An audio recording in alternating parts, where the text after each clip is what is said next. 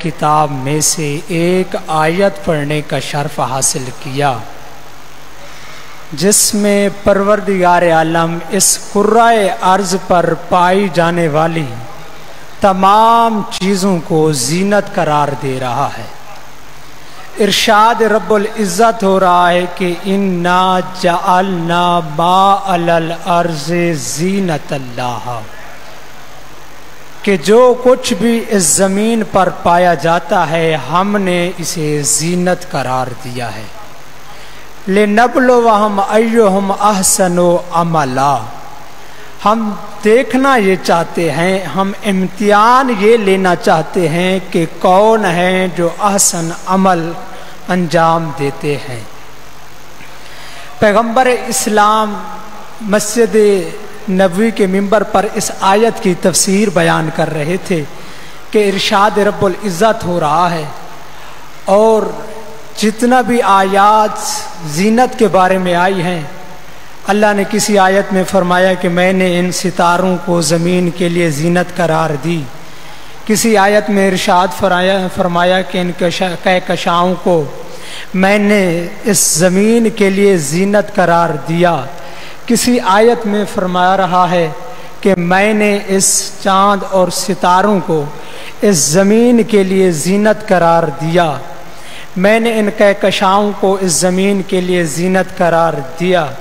تو ایک صحابی اٹھ کر کھڑا ہو گیا، کہا یا رسول اللہ، سمجھ آ گئی کہ اس زمین پر جو کچھ بھی پایا جاتا ہے اللہ نے اسے زینت قرار دیا ہے، یا رسول اللہ یہ بتائیں کہ اگر ہم اس زمین کی ساری زینتوں کو ایک جگہ دیکھنا چاہیں تو وہ کون سی چیز ہے؟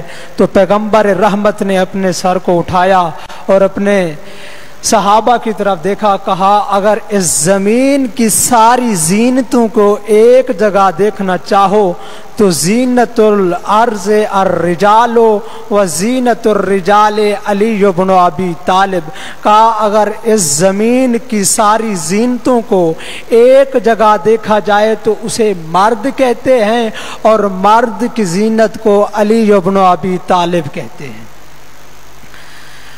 اور زینت کے بارے میں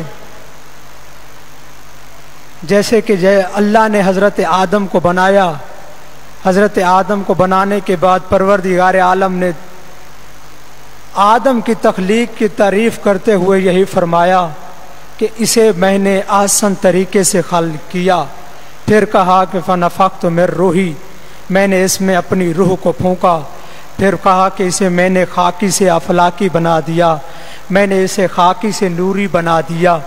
دوستو سمجھ آ گئی کہ اس زمین کی زینت کو مرد کہتے ہیں، مرد کی زینت کو اسلام کہتے ہیں، اسلام کی زینت کو ایمان کہتے ہیں، ایمان کی زینت کو شیعت کہتے ہیں، شیعت کی زینت کو نماز کہتے ہیں، نماز کی زینت کو سجدہ کہتے ہیں، اور سجدے کی زینت کو علی بن ابی طالب کہتے ہیں، اور علی بن ابی طالب کی زینت کو زینب کبریٰ کہتے ہیں۔ صلوات پڑھیے محمد و آل محمد۔ زینب کبریٰ کہتے ہیں۔ زین اب عربی کا جملہ ہے، لفظ ہے جس کا معنی یہ ہے کہ اپنے باپ کی زینت۔ اگر علی شجاعت ہے تو علی کی شجاعت کی زینت زینب کبریٰ، اگر علی سخی ہے تو علی کی سخاوت کی زینت زینب کبریٰ، اگر علی عبادت گزار ہے تو علی کی عبادت کی زینت زینب کبریٰ۔ خدا کی قسم اللہ کی اس کائنات میں جتنا ناچیز طالب علم نے مطالعہ کیا ہے کہ اللہ کی اس کائنات میں دو ہی بیویاں ایسی ہیں، دو ہی خواتین ایسی ہیں جنہیں اللہ نے وہ کمال عطا فرمایا، وہ فضائل عطا فرمائے۔ ایک ماں ہے تو ایک بیٹی ہے۔ ماں وہ ہے جو ام ابیہا ہے، اپنے باپ کی بھی ماں ہے، اور بیٹی وہ ہے جو زین اب ہے، اپنے باپ کی بھی زینت ہے۔ بلکہ بدل کے جملہ یوں کہوں کہ بیٹی وہ ہے، ماں وہ ہے جو محمد الرسول اللہ جیسے نبی کی بھی ماں ہے، اور بیٹی وہ ہے جو علی ولی اللہ جیسے باپ کی بھی زینت ہے۔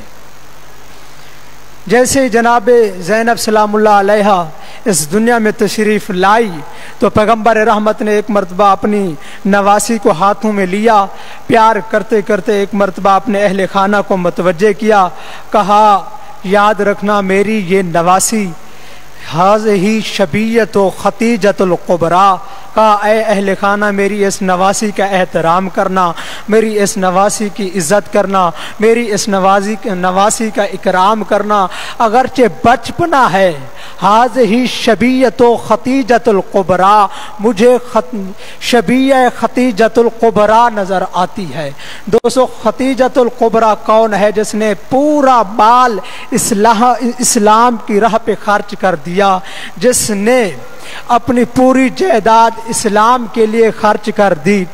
اور ختیجۃ القبریٰ اس ہستی کا نام ہے کہ جو 11 اماموں کی ماں کی بھی ماں ہے، اور جس نے اپنا پورا مال اسلام کے لیے خرچ کیا اسے ختیجۃ القبریٰ کہتے ہیں، جو اسلام کی حفاظت کرے اسے زینب کبریٰ کہتے ہیں۔ اور ایک زینب کبریٰ کا ایک لقب ہے شریکۃ الحسین، شریکۃ الحسین، حسین کے مشن کی حصہ دار، حسین کے مقصد کی حصہ دار۔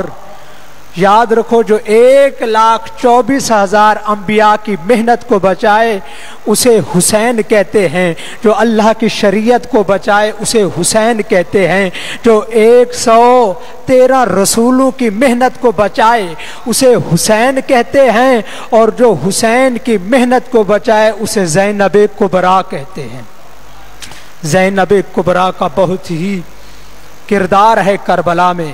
کسی مغبض اہل بیت، دشمن اہل بیت نے یہی کہا تھا کہ اگر میں کربلا میں ہوتا تو میں حسین کو شہید نہ کرتا بلکہ زینب کبریٰ کو شہید کرتا، کیونکہ جس کی وجہ سے آج گھر گھر میں گلی گلی میں حسین ہو رہا ہے، آج اسی زینب کی وجہ سے گھر گھر میں ماتمداری بھی ہو رہی ہے، گھر گھر میں علم عباس بھی لگ رہا ہے۔ بہرحال پڑھا جا سکتا ہے۔ ایک جملہ مصائب کا آپ کی ذہنتوں کو تمام کروں کہ روز عاشور میرے آقا کے سامنے ایک مرتبہ بابا بھائی کی تصویر سامنے آئی، جیسے جناب قاسم نے کہا کہ مولا مجھے میدان جانے کی اجازت دو، بس آزادارو بڑی مشکل سے اجازت ملی۔ جیسے ہی جناب قاسم آئے ہیں نا آزادارو، حسن کا لال میدان کربلا میں آنا تھا، بہت ہی عظیم جنگ لڑی ہے شہزادے نے آزادارو، ارزق کے 4 بیٹے آئے، شہزادہ قاسم نے واصل جہنم کیا، ارزق میدان میں آئے، حسن کے لال نے اسے بھی واصل جہنم کیا۔ آزادارو ایک مرتبہ اعلان ہوا کہ یہ حسن کا لال ہے، زین سے زمین پر ایسے نہیں آیا، بس آزادارو مل کر حملہ ہوا، کسی نے تیر چلایا، کسی نے پتھر چلائے، کسی نے نیزے چلائے، بس آزادارو ایک مرتبہ حسن کا لال زین سے زمین پر آتے ہوئے حسین کو مدد کے لیے بلایا۔ آزادارو یہ پہلا شہید ہے جس کی روح جسم میں باقی تھی، لاش پہ گھوڑے دوڑ گئے، مشرق کے گھوڑے مغرب دوڑائے گئے، مغرب کے گھوڑے مشرق دوڑائے گئے۔ اللہ اللہ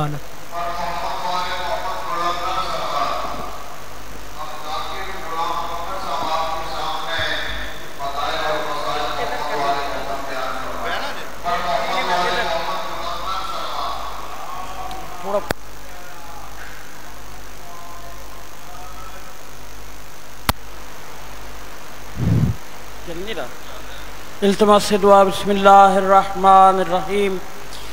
یا کاشف الکرب عن وجہ الحسین علیہ السلام، اکشف کربی بحق اخیک الحسین، یا ابا الفضل العباس علیہ السلام، یا مولتی یا فاطمۃ بنت محمد صلی اللہ علیہ وآلہ وسلم، اغیثنی اغیثنی اغیثنی برحمتک یا ارحم الراحمین۔ رحمان اللہ، رحیم اللہ، کریم اللہ، محمد و آل محمد دی عزت واسطہ مجلس اذان و اپنی بارگاہ قبول و منظور فرما۔ اراکین علی مسجد پر خلوص اہتمام بحق محمد و اہل بیت محمد اپنے دربار عالی تے قبول منظور فرما۔ کریم اللہ محمد و آل محمد دی عزت دا واسطہ آل محمد دے جتنے نام لیوا اس دار فانی تو چلے گئے نے انہاں دے درجات بلند فرما۔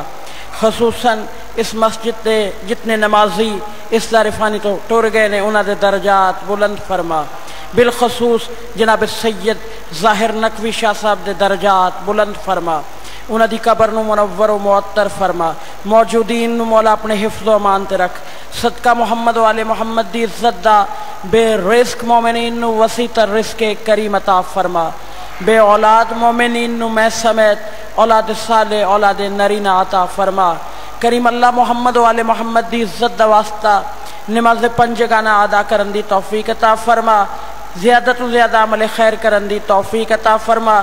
ان دعاواں دی قبولیت و مقبولیت دے واسطے اور خصوصاً حجت دوراں حضرت ولی العصر